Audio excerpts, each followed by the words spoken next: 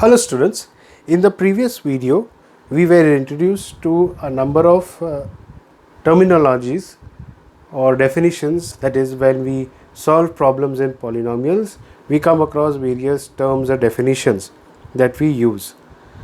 Now, based on what we have learned in the introductory video of polynomials, we'll solve a few problems to strengthen our basics or our idea about polynomials. So let's begin with the first question.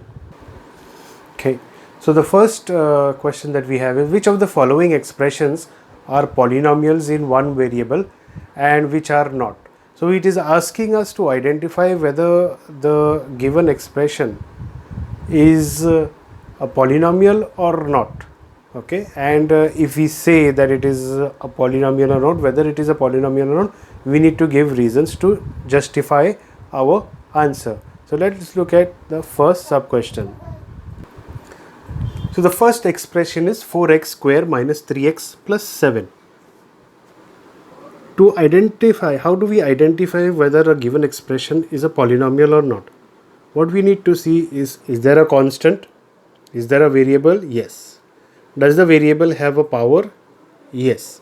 Now, few things we need to see is that the power which the variable has, is it a non-negative integer as discussed in the introductory video? Now, non-negative integers, let's see what they are. So, what are integers first?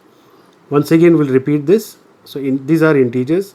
From 0 to right, we have 1, 2, 3, 4. And towards the left we have negative numbers, that is negative 1, negative 2, negative 3, negative 4. Now non-negative integers will be all this out. If we are left with this, these are nothing but whole numbers. Okay, if we remove non-negative integers, that means we are left with whole numbers. Okay, with 0 these constitute whole numbers. So these powers need to be whole numbers. If we have a look over here, the power of x here is 2. Power of x in this case is 1, and here the power of x would be 0. So here we can easily say that this is a polynomial, and we are also asked to see whether it is a polynomial in one variable. So it is a polynomial because it's followed all the rules of polynomial, plus it is a polynomial in one variable because we don't see any other variable. So yes, it is a polynomial in one variable. Okay, and the reason you can give is that the indices are whole numbers, so it satisfies that criteria. So let's go to the next part, and the next question says y square plus root 2. Okay, so y square plus root 2. So in this case, if we have a look, the variable y is there and the power is a whole number, that is 2. In this case the variable would be raised to 0. I mean the power of the variable would be raised to 0. It has root 2 can be anything, because we said this is a constant, but constants can be real numbers, and this is an irrational number, but irrational numbers fall under real numbers. So hence root 2 doesn't have a problem. We don't have a problem if there is a root 2 over here. This is still a polynomial, and it is a polynomial in one variable. And the reason we can also give is that the indices are whole numbers. Let's take the third one.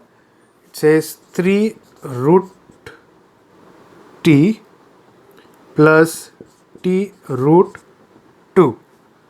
Okay, now in this case 3 root t. So what is the power then of t? Is it 1? No, it is not 1, because we have square root of t.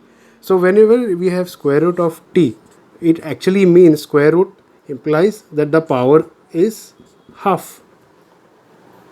Okay, and if it would have said cube root 3, which means the power would have been 1 by 3 or 1 upon 3. So in other words, this whole thing can be written as 3 into t raised to half plus t raised to 2. Now we have a constant, we have one variable, okay, but the power of this variable is raised to half, which is not a whole number.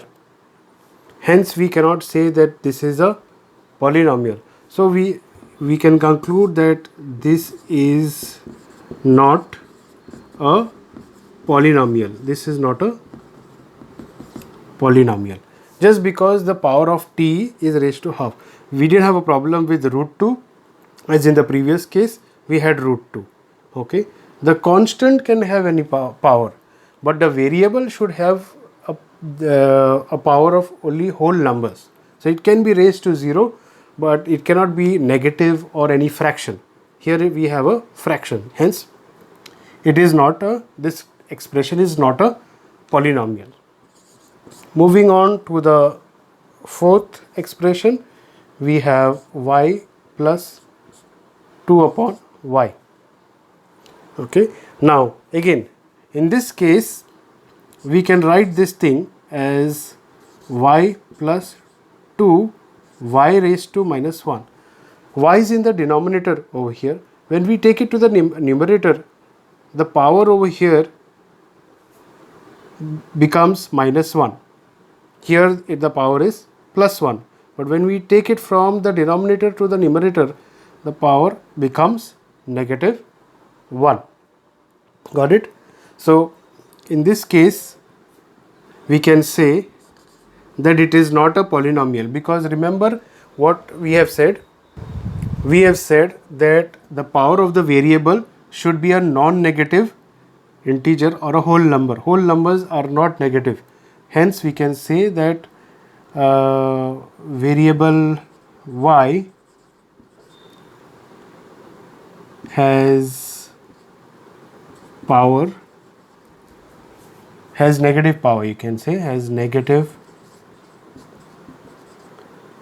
power, or something that is not a whole number. Hence therefore we can say therefore this is not a polynomial. Okay, so this is also not a polynomial. And let's go to the last example over here. It says x raised to 10 plus y raised to 3 plus t raised to 50. Now in this case this is a polynomial. Okay, but we are not just asked to identify polynomials, we are asked to identify polynomials in one variable. Hence these are how many variables we have got? We've got x, y, t. There are 3 variables. So this is not a polynomial in one variable. So we can say this is not a polynomial in one variable. Okay, because there are 3 variables. Which are they? X, y and t. Got it? So these are certain things. This is an exercise that has been designed for you to understand or to grasp the basic concept of what is a polynomial in one variable, and to differentiate between those which are not polynomials and those which are polynomials, and those which are polynomials in one variable, and so forth. Okay, so the first 4 examples were dealing with whether we have a polynomial or not, and in the last case we were given something that where it is a polynomial, but it is not a polynomial in one variable because there are 3 variables over here, x, y and t. Okay, and we were asked in this question to identify which are polynomials in only one variable. Okay, so we have answered this exercise, and now let's move to the next exercise. Second question says write the coefficients of x square in each of the following. So we are asked to identify and write coefficients of only x square in a polynomial. So let's look what each question gives us, or let's solve the problems. So we have the first one which says 2 plus x square plus x. Now we are only asked to identify coefficients of x square. We know from our first video what are coefficients. Coefficients usually come before the variable. Okay, they are constants which come before the variable.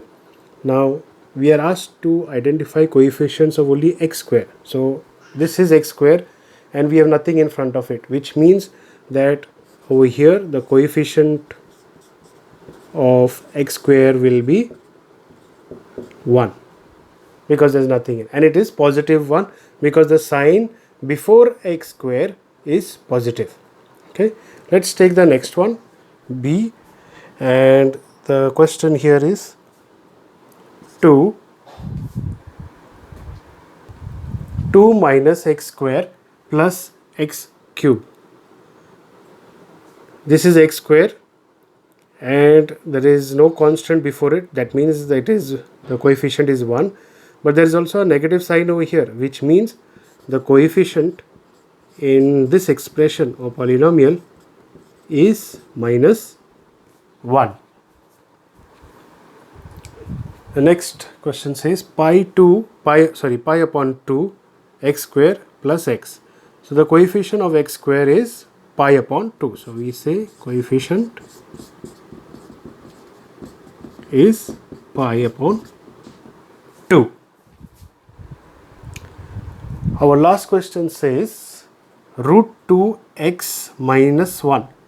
Root 2x minus 1. So what is the coefficient of x square over here? There is no coefficient of x square over here because there is no x square, right? That term is not there at all over here.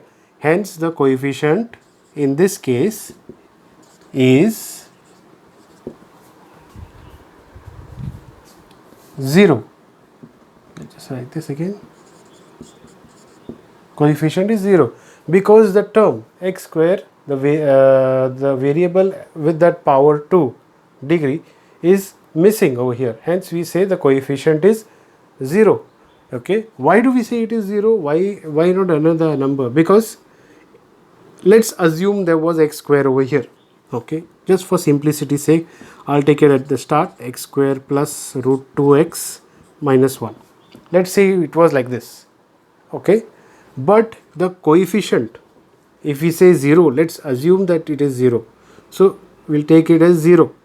Okay, as 0 into x square plus root 2x minus 1. So 0 into x square is what? 0 plus root 2x minus 1, which can be written as root 2x minus 1. Hence we say that in this case where the particular term is missing, this is a term. Remember what is a term?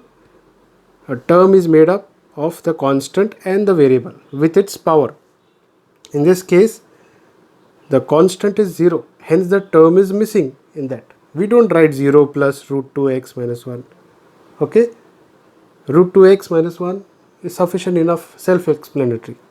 Hence we say the coefficient in this case is 0. Okay, so these are some questions helping us to reinforce our ideas about polynomials.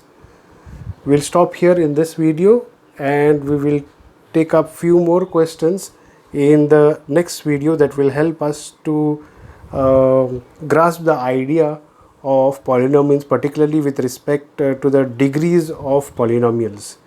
So if you have liked this video, please hit the like button, and if you haven't subscribed to the channel, please subscribe and share the video if you have also liked it, and do not forget to click on the bell icon because it will help you get notifications whenever a new video is posted. Thank you very much for watching. See you in the next video.